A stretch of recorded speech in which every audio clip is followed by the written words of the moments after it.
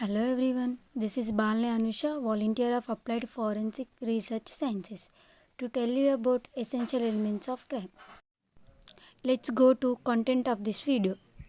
We will discuss brief introduction, definition of crime, fundamental elements of crime, first element of crime, that is human being, mens rea, actus rea and injury.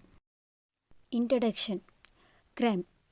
Crime is an illegal act that is punishable by law or criminal justice. Crime can be broken down into elements which the prosecution must prove beyond a reasonable doubt. Fundamental elements of crime. There are 4 elements which go to constitute a crime. They are human being, mens rea, actus rea and injury to other human being. Let's discuss our first element, human being. The first element requires that wrongful act must be committed by a human being. In ancient times, when criminal law was largely dominated by the idea of retribution, punishments were inflicted on animals, also for the injury caused by them.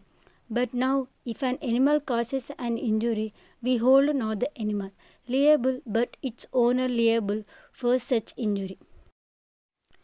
So, the first element of crime is a human being who must be under the legal obligation to act in a particular manner and should be a fit subject for awarding appropriate punishment. Section 11 of Indian Penal Code provides that word person includes a company or association or body of a person includes artificial or juridical person.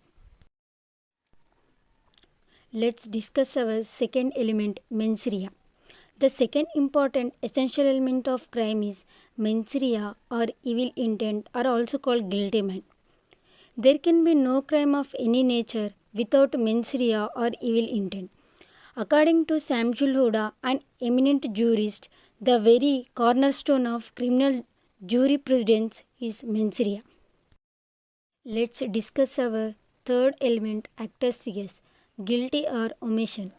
It means some overact or illegal omission must take place in pursuance of guilty intention. According to section 265(1)(a), a person commits assault when, without consent of other person, he applies force intentionally to that person directly or indirectly. The physical wrongful act is defined clearly. Let's take an example of this image. Mens rea is the intention of knowledge of wrongdoing that constitute a part of crime. Actus reus is commonly defined as criminal act that was result of voluntary bodily movement. This describes a physical activity that harms the other person or damages property. Let's discuss our fourth element, injury. The fourth requirement of crime is injury to other person or to the society at large. Injury should be illegally caused to any person in mind, body, reputation or property.